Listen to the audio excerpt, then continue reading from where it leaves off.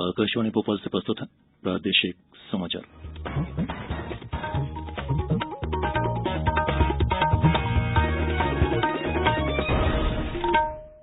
नमस्कार, समाचारों के साथ मैं प्रशांत सेंगर। पहले एक अपील। कोरोना संक्रमण को देखते हुए आप सभी से अपील है कि कोई भी लापरवाही न बरतें और इन आसान उपायों का पालन कर सुरक्षित रहें। मास्क लगाएं, 2 गज की सुरक्षित दूरी बनाए रखें, बार-बार हाथ धोएं, साफ सफाई रखें और टीका लगवाएं। लोगों को कोविड से संबंधित जानकारी देने और उनके मार्गदर्शन के लिए राष्ट्रीय हेल्पलाइन कार्यरत है। इसका नंबर है 011-2397-8046 और 1075। और अब समाचार सुनिए। पहले मुख्य समाचार। कोविड-19 की दूसरी लहर पर काबू के बाद अब प्रदेश में 100% वैक्सीनेशन का लक्ष्य। 21 जून से शुरू होगा महाअभियान। राज्य में कल कोरोना के 110 नए मामले सामने आए। 23 जिलों में नहीं मिला कोई भी प्रकरण। भिंड और बुरहानपुर पूरी तरह संक्रमण मुक्त। और देश के दिग्गज धावक मिल्खा सिंह का निधन। राष्ट्रपति और प्रधानमंत्री सहित कई नेताओं ने किया शोक व्यक्त। और अब समाचार विस्तार से। कोविड-19 की दूसरी लहर पर काबू के बाद अब राज्य में 100% वैक्सीनेशन का लक्ष्य रखा गया है। इसके लिए 21 जून से महाअभियान शुरू हो रहा है। मुख्यमंत्री शिवराज सिंह चौहान ने वैक्सीनेशन जनजागरण अभियान में सभी वर्गों की भागीदारी के लिए अपील की है। वैक्सीनेशन महाअभियान के लिए प्रदेश में 7,000 केंद्र बनाए गए हैं। केंद्रों का चयन एप्रोचेबल और नागरिकों की सुविधा को ध्यान में रखकर किया गया है। महाअभियान के पहले दिन मुख्यमंत्री शिवराज सिंह चौहान कुछ जिलों से अभियान का शुभारंभ करेंगे। इसके साथ ही अन्य जिलों में साहित्यकार, धर्मगुरु, धार्मिक और सामाजिक संगठनों के प्रमुख व्यक्ति, शिक्षाविद और मीडिया जगत के प्रबुद्ध जन सहित जिलों के प्रबुद्ध नागरिक अपने अपने क्षेत्र में अभियान की शुरुआत कर लोगों को प्रेरित करेंगे।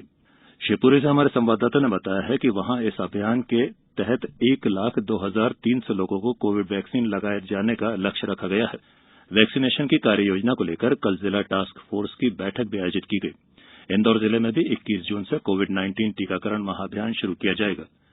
इस अभियान के पहले दिन इंदौर में 2 लाख नागरिकों के टीकाकरण का लक्ष्य निर्धारित किया गया है। अभियान के लिए जिले में 500 से अधिक टीकाकरण केंद्र बनाए जा रहे हैं। साथ ही महाअभियान की निगरानी के लिए जिला स्तर पर एक नियंत्रण कक्ष की भी स्थापना की जा रही है। जिला प्रशासन ने महाअभियान को बेहतर ढंग से क्रियान्वित करने के लिए सभी 9 विधानसभाओं में प्रशासनिक और पुलिस अधिकारियों को दायित्व सौंप दिए हैं। प्रदेश के खंडवा, डिंडोरी, शाजापुर, सतना, बैतूल, धार, झाबुआ, सीहोर और नीमच सहित अन्य सभी जिलों में भी वैक्सीनेशन अभियान को लेकर तैयारियां की जा रही हैं। प्रदेश में कोरोना के नए मामलों में लगातार कमी देखने को मिल रही है। यहां कल कोरोना के केवल 110 नए मामले सामने आए हैं, जबकि 339 मरीज स्वस्थ हुए हैं। स्वास्थ्य विभाग द्वारा जारी मेडिकल हेल्थ बुलेटिन के मुताबिक कोविड-19 से कल राज्य में 28 लोगों की मौत हुई है।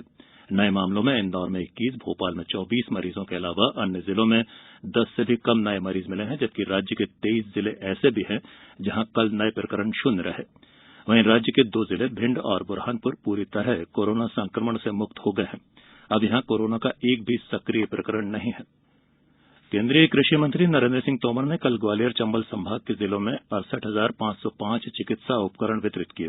इस दौरान श्री तोमर ने कहा कि ग्वालियर चंबल अंचल की चिकित्सा के क्षेत्र में दिल्ली और अन्य बड़े शहरों से निर्भरता कम करने के लिए केंद्र और राज्य सरकार द्वारा पूरा सहयोग दिया जा रहा है।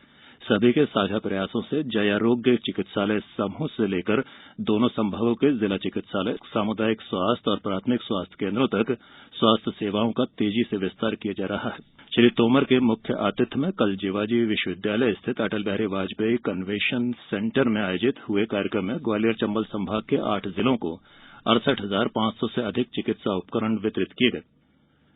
इंदौर जिले में कोरोना की तीसरी लहर से निपटने के लिए निजी और शासकीय अस्पतालों में ऑक्सीजन संयंत्रों की स्थापना की जा रही है। ऑक्सीजन के क्षेत्र में आत्मनिर्भर बनाने के लिए जिले के 40 अस्पतालों में ऑक्सीजन संयंत्र की स्थापना का लक्ष्य रखा गया है। इनमें से 6 अस्पतालों में संयंत्र लगाए भी जा चुके हैं। इन सभी के निर्माण पूरे होने पर जिले को प्रतिदिन 65 मीट्रिक टन ऑक्सीजन की आपूर्ति हो सकेगी। अब समाचारों में वक्त हो चला है एक छोटे से अंतराल का। कोविड-19 से बचाव और सुरक्षित रहने के 3 उपाय। मास्क लगाएं, 2 गज दूरी है जरूरी, सुरक्षित दूरी रखें, हाथ और मुंह साफ रखें। समाचारों में एक बार फिर आप सभी का स्वागत है। भारत के दिग्गज धावक फ्लाइंग सिख के नाम से मशहूर मिल्खा सिंह का कोविड से 1 महीने के संघर्ष के बाद बीती रात निधन हो गया। वे 91 वर्ष के थे। पद्मश्री पुरस्कार से सम्मानित मिल्खा सिंह के परिवार में उनके गोल्फर बेटे जीव मिल्खा सिंह और 3 बेटियां हैं। उनकी पत्नी निर्मल कौर का भी हाल ही में कोरोना से निधन हो गया था। राष्ट्रपति रामनाथ कोविंद, उपराष्ट्रपति वेंकैया नायडू और प्रधानमंत्री नरेंद्र मोदी ने श्री सिंह के निधन पर शोक व्यक्त किया है। प्रधानमंत्री ने कुछ दिन पहले ही मिल्खा सिंह से बात की थी। श्री मोदी ने एक ट्वीट में कहा कि मिल्खा सिंह के जाने से देश ने एक महान खिलाड़ी खो दिया है। श्री मोदी ने कहा कि वे लाखों लोगों के लिए प्रेरणा स्रोत थे और कई उभरते खिलाड़ियों को उनकी जीवन यात्रा से प्रेरणा मिलेगी। गृहमंत्री अमित शाह ने भी श्री सिंह के निधन पर गहरा दुख व्यक्त किया है। मुख्यमंत्री शिवराज सिंह चौहान ने कल मंत्रालय में वित्त मंत्री जगदीश देवड़ा, जनजातीय कार्य मंत्री मीना सिंह, चिकित्सा शिक्षा मंत्री विश्वास सारंग और लोक स्वास्थ्य यांत्रिकी राज्य मंत्री बृजेंद्र सिंह यादव से 1-to-1 चर्चा की। चर्चा के दौरान मुख्यमंत्री ने मंत्रियों से विभागीय कार्यों और गतिविधियों की जानकारी ली। चर्चा के दौरान श्री देवड़ा ने बताया कि कोरोना संकट के कारण प्रदेश की अर्थव्यवस्था प्रतिकूल रूप से प्रभावित हुई है। प्रदेश में विभिन्न विभागों में राजस्व कैसे बढ़ाया जाए, इस विषय पर मुख्यमंत्री के साथ विस्तार से चर्चा हुई। वहीं चिकित्सा शिक्षा मंत्री विश्वास सारंग ने प्रदेश में कोरोना की तीसरी लहर के संबंध में तैयारियों की जानकारी दी। चर्चा में लोक स्वास्थ्य यांत्रिकी राज्य मंत्री बृजेंद्र सिंह यादव ने बताया कि राष्ट्रीय जल जीवन मिशन के अंतर्गत वर्ष 2024 तक हर घर तक नल के माध्यम से स्वच्छ जल पहुंचाने के लक्ष्य को मध्यप्रदेश में वर्ष 2023 तक ही पूर्ण कर लिया जाएगा।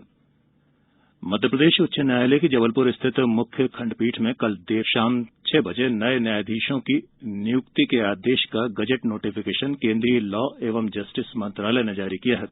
इस आदेश में नवनियुक्त न्यायाधीश अनिल वर्मा, अरुण कुमार शर्मा, सत्येंद्र कुमार सिंह, सुनीता यादव, दीपक अग्रवाल और राजेंद्र कुमार वर्मा को राष्ट्रपति की तरफ से मध्यप्रदेश उच्च न्यायालय जबलपुर में न्यायाधीश के रूप में नियुक्ति आदेश जारी किया गया है।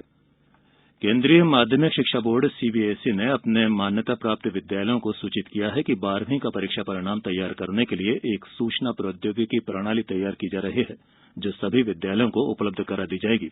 इससे परीक्षा परिणाम संबंधी गणना करना आसान होगा, समय की बचत होगी और अन्य बाधाएं भी दूर होंगी। इस प्रणाली से सीबीएसई से उत्तीर्ण 10वीं के विद्यार्थियों के अंकों का डेटाबेस भी तैयार किया जाएगा और अन्य बोर्डों के 10वीं के परीक्षा परिणाम का डेटा लेने के भी प्रयास किए जाएंगे।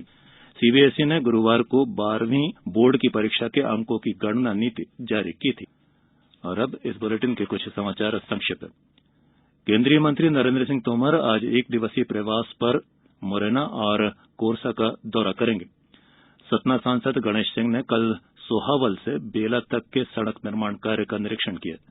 खंडवा में खादी और ग्रामोद्योग में ऋण हेतु इच्छुक आवेदकों से आवेदन मांगे गए हैं और पन्ना टाइगर रिजर्व की हथनी वत्सला का नाम विश्व की सबसे उम्रदराज हथनी के रूप में गिनीज बुक में दर्ज किया जाएगा। वत्सला की उम्र 100 वर्ष से अधिक है। और अब इस बुलेटिन के मुख्य समाचार अंत में। कोविड-19 की दूसरी लहर पर काबू के बाद अब प्रदेश में 100% वैक्सीनेशन का लक्ष्य 21 जून से शुरू होगा महाअभियान। राज्य में कल कोरोना के 110 नए मामले सामने आए। 23 जिलों में नहीं मिला कोई भी प्रकरण। भिंड और बुरहानपुर पूरी तरह संक्रमण मुक्त। और देश के दिग्गज धावक मिल्खा सिंह का निधन। राष्ट्रपति और प्रधानमंत्री सहित कई नेताओं ने किया शोक व्यक्त। इस बुलेटिन के अंत में एक अपील, हमेशा ध्यान रखें, मास्क और 2 गज की दूरी, हाथ धोना भी है जरूरी। नमस्कार।